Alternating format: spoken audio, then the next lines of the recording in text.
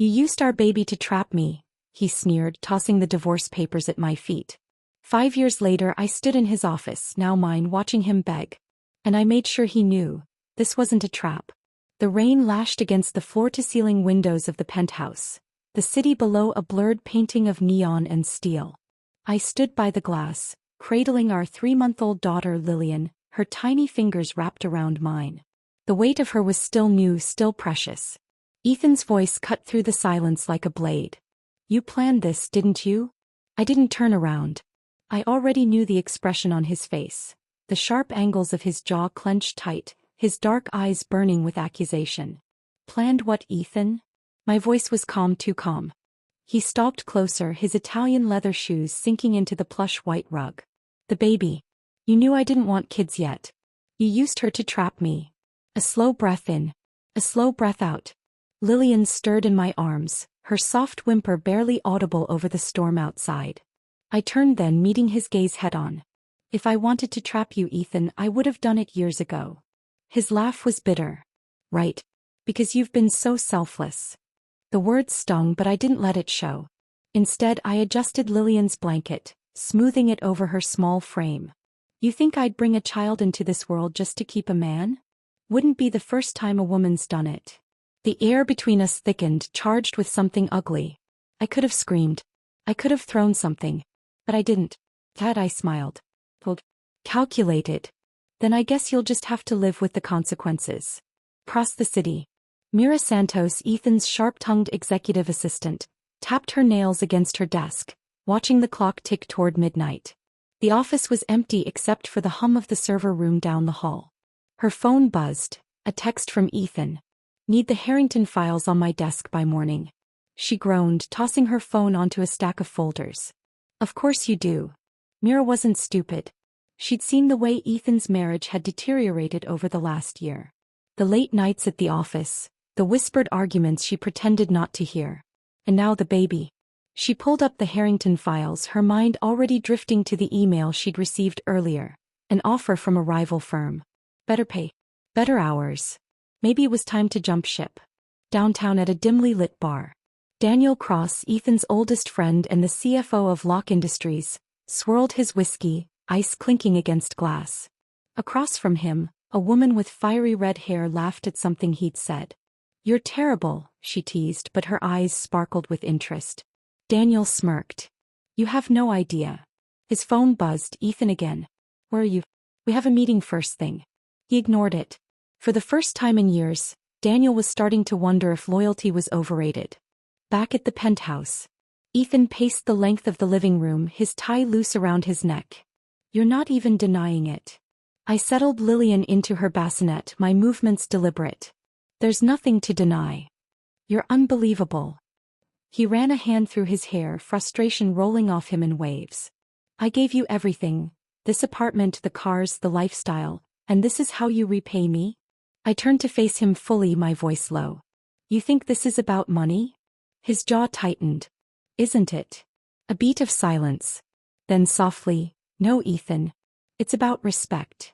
For the first time something flickered in his eyes. Doubt. But it was gone as quickly as it came. Get out, he said finally. I arched a brow. This is my home. Not anymore. I didn't argue. Instead I walked to the bedroom, pulled out a suitcase and began packing. Lillian would come with me, of course. And one day Ethan would regret this. Deeply. The penthouse door clicked shut behind me, the sound final. Lillian slept soundly in her carrier, oblivious to the storm, both outside and inside me. The elevator descended in silence, the numbers flashing as we dropped from the 80th floor to the lobby. I had planned for this. Not the exact moment, not the cruel words Ethan had thrown at me, but the inevitability of it. Men like him, powerful, arrogant, always assumed they were untouchable. They never saw the knife until it was already between their ribs. The lobby was empty except for the night concierge, who gave me a polite nod. Ms. Locke. Will Mr. Locke be needing the car tonight? No, I said smoothly. Just me. The black town car pulled up under the awning, rain streaking its polished surface. The driver, Marcus, had worked for Ethan for years. But loyalty, I had learned, was often just a matter of price. Where to, ma'am? he asked as I settled into the back seat, Lillian's carrier secured beside me. The Windsor. A beat of hesitation. Mr. Locke's usual suite?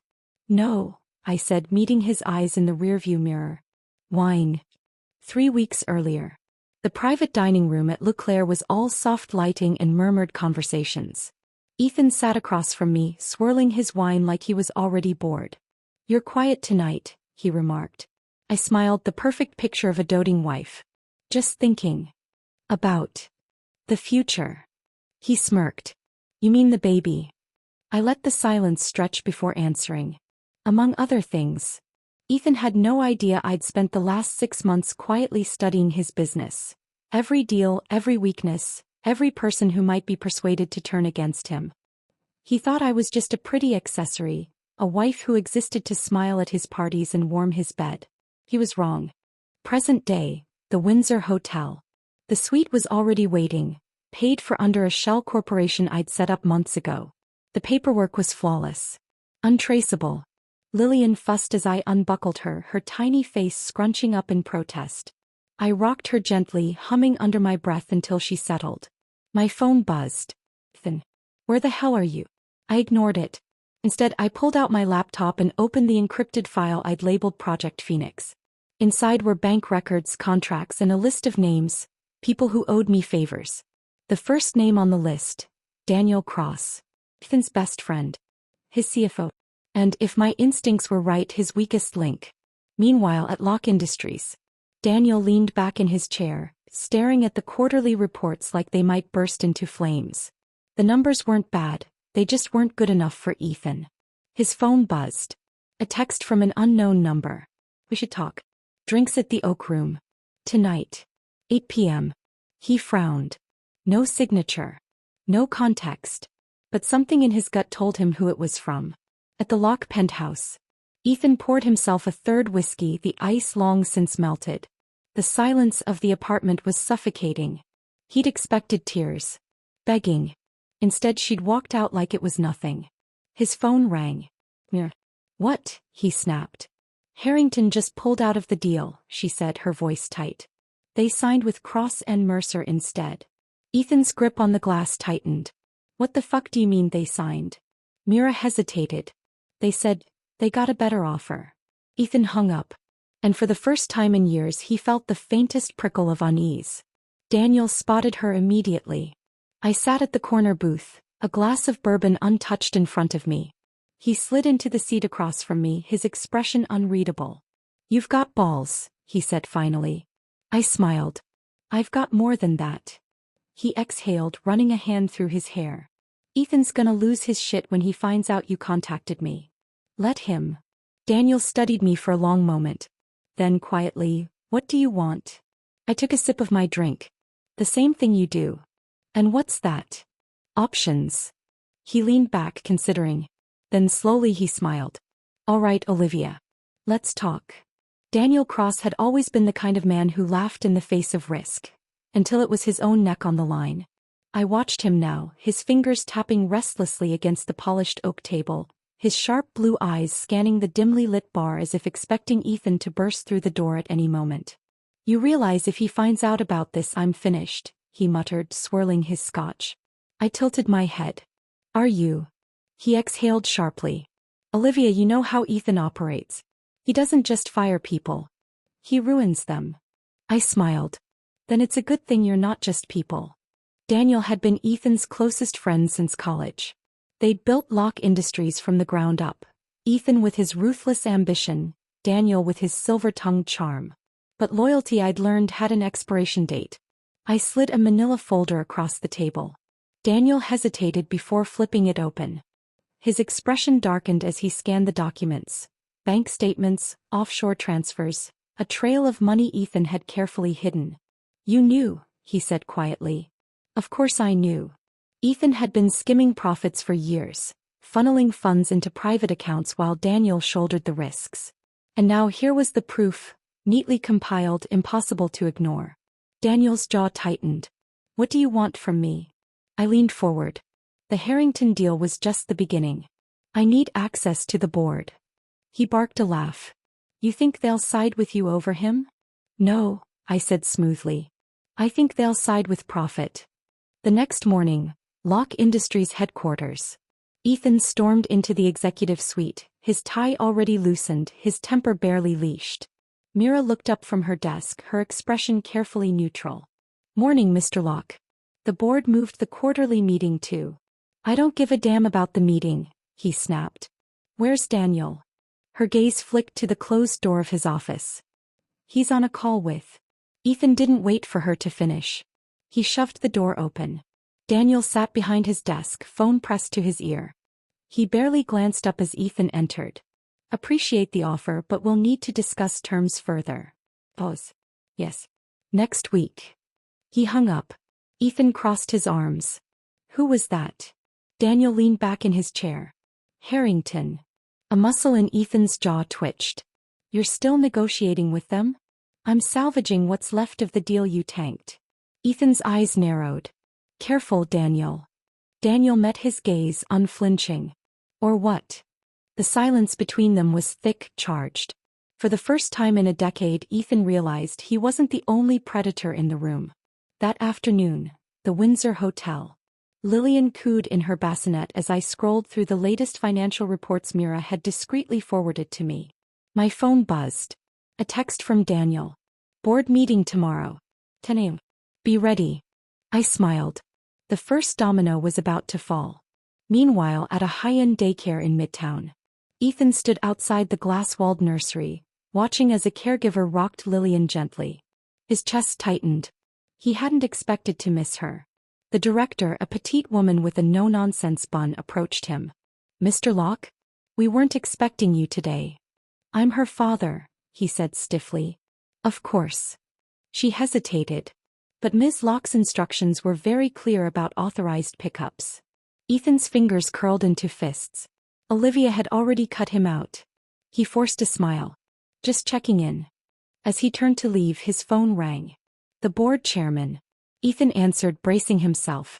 Ethan, the older man's voice was grave. We need to talk. The Locke Industries boardroom had always been Ethan's domain. A sleek, modern space where he commanded attention with a single glance. Today the air felt different. I sat at the far end of the table, legs crossed, my fingers tracing the edge of a dossier. The board members trickled in, their expressions ranging from curiosity to outright suspicion. A few nodded at me politely. Others avoided my gaze entirely. Ethan entered last, his sharp navy suit immaculate, his posture radiating control. But I saw the tension in his shoulders, the way his knuckles whitened around the tablet in his hand. His eyes locked onto me. What the hell are you doing here? I smiled. I was invited. Chairman Aldridge cleared his throat. Olivia still holds voting shares through the Locke Family Trust, Ethan. She has every right to be here. Ethan's jaw tightened, but he said nothing. He took his seat at the head of the table, his gaze never leaving me. Aldridge continued. Now let's address the elephant in the room. Harrington was our biggest client. Losing them has put us in a precarious position. Ethan leaned forward. Harrington was a temporary setback. We have half a dozen deals in the pipeline that are all underperforming, Daniel interrupted. He tapped his tablet and the screens around the room lit up with graphs in glaring red. Revenue is down 12% this quarter. Our investors are getting restless. Murmurs rippled through the room. Ethan's voice was dangerously calm. We're in a transitional period. Markets fluctuate. I waited. Let him dig his own grave. Aldridge sighed. Ethan, we've been patient. But the board has concerns about leadership's recent decisions. Ethan's gaze flicked to me. This is her doing. I tilted my head. I doing? I haven't been involved in the company for months. Bullshit. He stood, slamming his hands on the table. You've been scheming behind my back since the day you left. The room went still. I let the silence stretch before reaching for the dossier. Actually, I said, sliding it toward Aldridge, I've been auditing the company's financials. And I found something interesting. Ethan froze. Aldridge opened the file, his brows furrowing as he scanned the pages. Then his face went pale. He looked up at Ethan. You've been diverting funds. The room erupted. Ethan's voice cut through the chaos. Those were strategic reallocations, not diversions. Daniel snorted. To your private accounts in the Caymans? Ethan's mask slipped, just for a second, but it was enough. The board saw it. Aldridge stood. I think it's time we discuss a change in leadership. Ethan's chair screeched as he pushed back. You can't be serious. I finally met his eyes. Oh, Ethan, I said softly. They're very serious. Lillian slept soundly in the next room as I poured myself a glass of wine. The city lights glittered beyond the floor-to-ceiling windows, 1,000 tiny victories waiting to be claimed. My phone buzzed. A text from Mira. He's losing it. Just fired 3 senior VPs. HR is in panic mode. I smirked. Good. Another message, this time from Daniel. Board vote is scheduled for Friday. It's happening. I set the phone down, savoring the moment. Ethan had accused me of trapping him with a baby. Now I was trapping him with his own empire. And he had no one to blame but himself.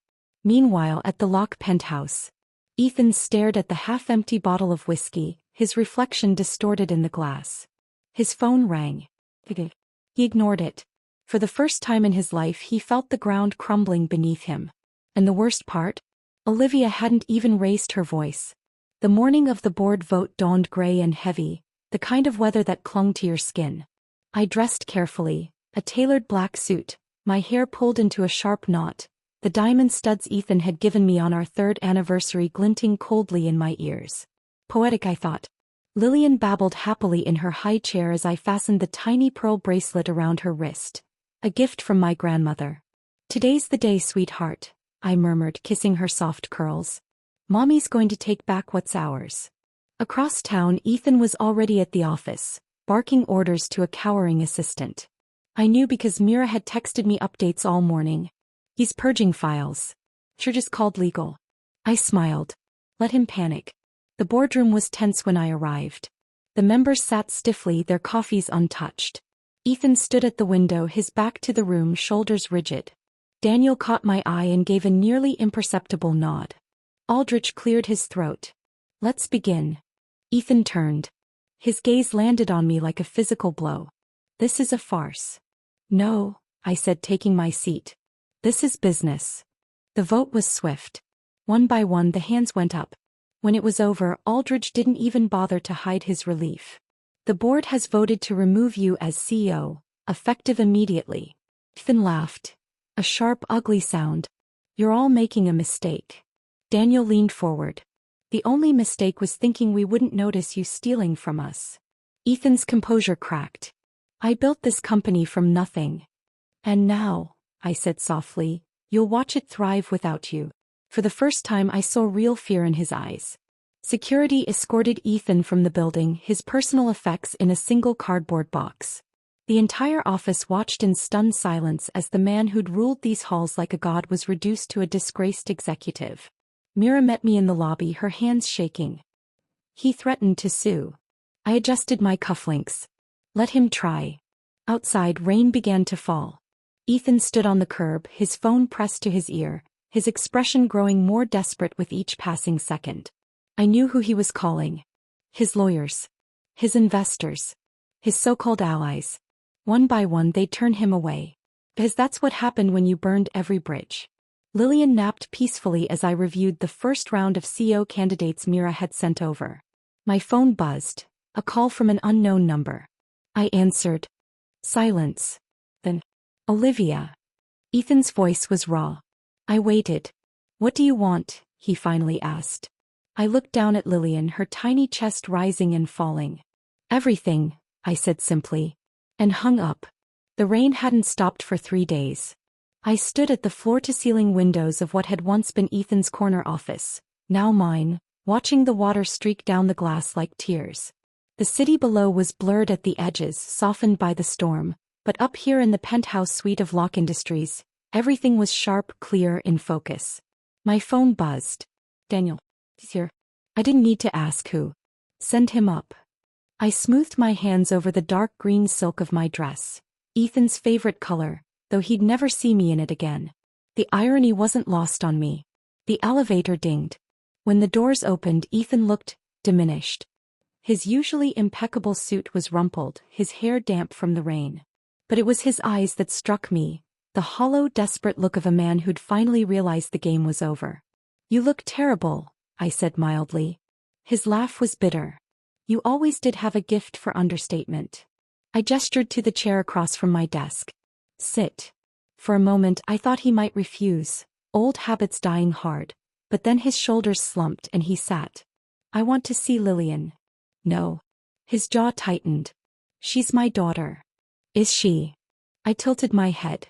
"Funny, I seem to recall you accusing me of trapping you with her." The words landed exactly as I'd intended. A flinch barely there, but I saw it. "That was true," I interrupted. "Because that's what you believed, wasn't it? That I was just another gold digger, another woman trying to tie you down." He ran a hand through his hair.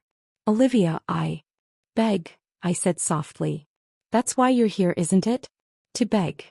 The silence stretched between us, taut as a wire. When he finally spoke, his voice was raw. "Please." I leaned back in my chair, studying him. The great Ethan Locke brought to his knees. It should have felt sweeter. "You'll get visitation," I said after a long moment. "Supervised. And only after you've signed over your remaining shares." His head snapped up. "You can't be serious." "I'm always serious." He stared at me and I watched the realization dawn, that this wasn't a negotiation. That he had nothing left to bargain with. "You planned this," he whispered. "From the beginning." I smiled. "No, Ethan. I just learned from the best." Outside, the rain continued to fall. The morning sun streamed through the windows of Locke Industries' executive suite as I signed the final transfer documents with a flourish. The ink gleamed wet and dark. Ethan's remaining 28% stake in the company now officially mine. Mira hovered by the door, her tablet clutched tightly. "The press release is ready when you are." I glanced at the clock. 9:45 a.m. Right on schedule. "Send it." As she turned to leave, I caught her wrist. "And Mira?" "Yes, Ms. Locke." A ghost of a smile touched my lips. "It's CEO Locke now. Crosstown." Ethan stared at his phone screen, the notification glaring up at him. "Locke Industries announces new leadership. Olivia Locke named CEO." The accompanying photo showed Olivia at the head of the boardroom table, her signature smirk perfectly in place. His thumb hovered over the call button. The phone rang before he could decide. "Daniel," he answered flatly. "Ethan." Pause. "You should see the trading numbers. Stock's up 7% since the announcement." Ethan's grip tightened. "Calling to rub it in?" "No." Daniel's voice dropped. "Calling to warn you. She's not done." The line went dead. The nursery was the only room in the corporate office suite with warm lighting. Lillian giggled as I lifted her from the playmat, her tiny hands immediately going for my pearl necklace. "Greedy girl," I murmured, kissing her forehead. "Just like your mother." The door opened silently. I didn't need to turn to know who it was. "You're early." Ethan's reflection appeared in the observation window, his face drawn. I had to see for myself. I adjusted Lillian in my arms, turning just enough to watch his reaction. "See what?" "That you'd actually bring her here." His voice cracked. "To my office." "Our daughter," I corrected. "And my office." Lillian chose that moment to reach for him, her chubby fingers flexing. Ethan's breath caught. I stepped back. His eyes flashed. "Olivia." "Visitation starts Friday," I said smoothly. "As agreed." The intercom buzzed. "CEO Locke? Your 3:15 is here." I pressed a kiss to Lillian's cheek before handing her to the nanny. Ethan's gaze followed them until the door closed. When I turned back, his mask had slipped completely. Raw anguish stared back at me. "You win," he whispered. I straightened my blazer, the silk lining whispering against my skin. "I know."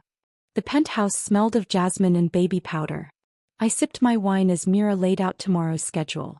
"Board expects the Harrington merger announcement by noon," she said. "And Daniel asked to move up your one-on-one." I swirled the Cabernet. "Reschedule, Daniel. I want the legal team first thing." Mira hesitated. "He mentioned concerns about Ethan."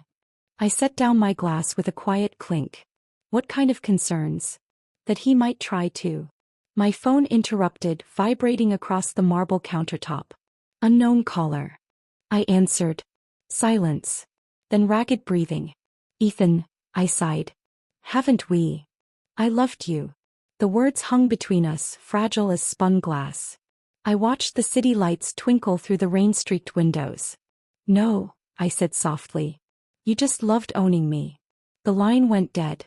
The scent of bergamot and espresso filled the executive lounge as I reviewed the Harrington merger documents. Across from me, Richard Harrington Sr. tapped his fountain pen against the contract, his sharp eyes assessing. You've got steel in your spine, Olivia, he remarked. More than your husband ever did. I smiled without showing teeth. Ex-husband. The old man chuckled just as my phone buzzed. A security alert from the building lobby. Ethan Locke requesting access. My thumb hovered over the denial button, then stopped. This was too bold even for him. Excuse me, Richard. I stepped into the hall where Mira waited, her tablet already displaying the live feed. Ethan stood in the lobby wearing a suit I'd never seen before. Off the rack, ill-fitting.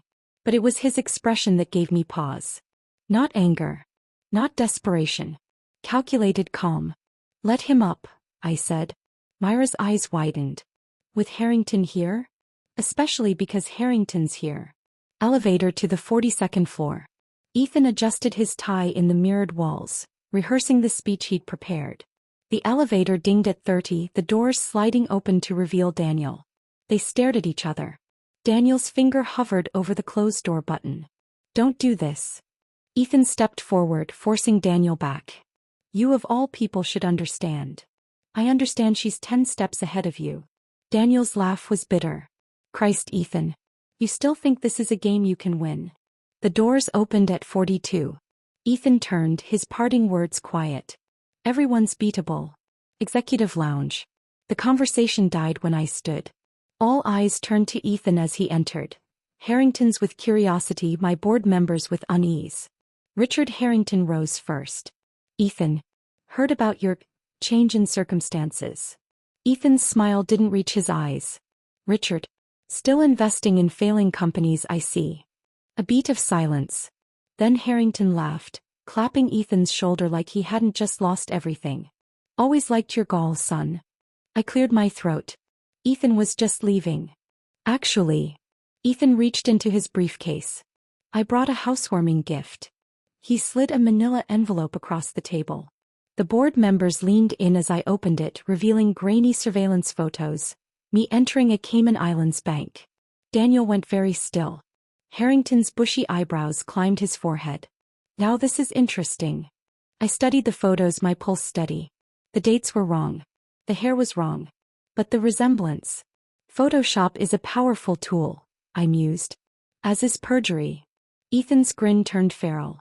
Then you won't mind testifying under oath? The room held its breath. I stood, smoothing my skirt.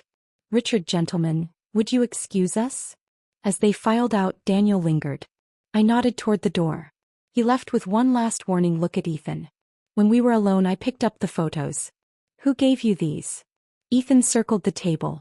Does it matter? It does when they're setting you up. I pulled out my phone, swiped to a private folder and showed him nearly identical photos, dated 6 months earlier. Recognize the woman? His face drained of color. Your mother had quite the offshore portfolio, I said softly. Shame the IRS will find out. The photos fluttered from his hands. I stepped closer, close enough to smell his cologne, the same brand he'd worn our first year together. You should ask Daniel why he's really been helping me. Ethan's breath hitched. Realization dawned. Now, I straightened his crooked tie. Would you like to leave with some dignity or should I call security? Lillian slept soundly as I reviewed the real surveillance footage. Ethan meeting with my head of security, exchanging envelopes. Myra's message popped up. Daniel resigned. Cleared out his desk. I smiled, turning off the monitor. Checkmate. The morning air smelled like rain and freshly brewed coffee as I stepped into Locke Industries' private garden terrace. A secluded space hidden between the 40th and 41st floors, where executives once smoked cigars and made backroom deals. Ethan was already there, staring at the city skyline, his silhouette rigid against the gray dawn. He didn't turn as I approached, but I saw his shoulders tense. You wanted to talk, I said. His laugh was hollow. Did I? I set my briefcase on the wrought iron table between us and clicked it open. Inside lay a single document. Sign this and it's over. He finally turned, his gaze dropping to the paper. A non-disclosure agreement. A surrender. His lips curled. And if I don't? I didn't blink. Then I released the footage of you bribing my security team. The IRS gets the files on your offshore accounts. And your mother's reputation burns with yours. His hands clenched, but his voice was eerily calm. You'd ruin an old woman? I didn't create her secrets, Ethan. I just found them. A gust of wind sent the document fluttering. He caught it before it could fly away, his fingers tightening around the edges. For a long moment he just stared at it. Then quietly, "You never loved me, did you?" The question caught me off guard. Not because it was unexpected, but because of the raw ache in his voice. Something unguarded, almost childlike. I exhaled slowly. I did. Once. He looked up, searching my face for any trace of that woman. The one who'd believed in him, who'd stood by him through every late night, every cutthroat deal. She was gone. With a slow, deliberate motion, he pulled a pen from his pocket and signed. No flourish. No dramatic pause.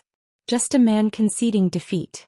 When he handed it back, his fingers brushed mine. A fleeting touch, colder than the morning air. Goodbye, Olivia. He walked away without looking back. I waited until the elevator doors closed behind him before picking up the phone. It's done. 1 week later. The papers called it the most graceful corporate transition in a decade. Lock Industries' stock soared. The Harrington merger finalized without a hitch. And Ethan? He disappeared. No lawsuits. No vengeful interviews. Just gone. I stood at my office window. Lillian balanced on my hip as she babbled at the helicopters circling midtown. Mira knocked softly before entering. Daniel's here. I nodded. Send him in. He looked different without his Lock Industries tie. Younger, less polished. He didn't sit. You promised, he said quietly. I reached into my desk and slid an envelope across the glass surface. One-way ticket to Barcelona. New identity. Enough money to start over. He didn't touch it. And Ethan? Won't be a problem. Daniel exhaled, running a hand through his hair. You played us both. I smiled. I learned from the best. Lillian squealed, reaching for a shiny paperweight on my desk. Daniel's gaze dropped to her, something unreadable flickering in his eyes. She looks like him. I adjusted her in my arms. Lucky for her, she has my smile. That night, the penthouse was quiet except for the soft hum of the city below. I tucked Lillian into her crib, smoothing her curls as she drifted off. My phone buzzed, an unknown number. A single photo appeared. Ethan on a beach somewhere, his back to the camera, staring at the horizon. Then a message. She'll ask about me one day. I deleted it. Outside, the first snow of winter began to fall. The morning sun cast golden streaks across my desk as I signed the final document, the pen gliding smoothly over the parchment. The ink dried instantly, just like the last remnants of Ethan's legacy. Lock Industries was officially mine. Mira stood by the floor-to-ceiling windows of the CEO office. My office, her tablet tucked under her arm. The press is calling it the most hostile takeover in corporate history. I smirked. Hostile implies resistance. He didn't fight. He folded. Because in the end, Ethan had been weak. And I was just getting started. 6 months later. The gala was a sea of black ties and glittering gowns. The cream of high society gathered to celebrate Lock Industries' record-breaking quarter. I stood at the center of it all, Lillian balanced on my hip, her tiny fingers clutching my diamond necklace.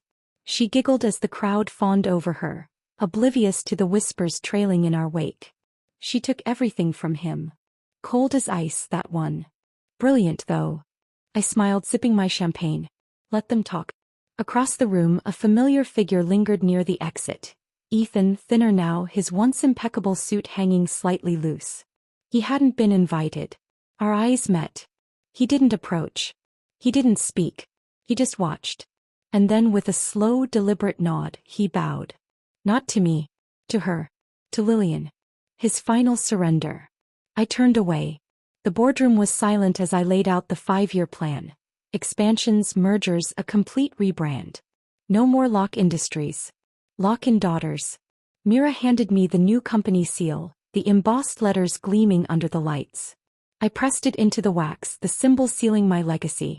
Lillian, now a toddling force of chaos, banged her tiny fists on the conference table, babbling happily. The board chuckled. I didn't. She'll learn, I said simply. And she would. Because this empire wasn't just mine anymore. It was ours. The end.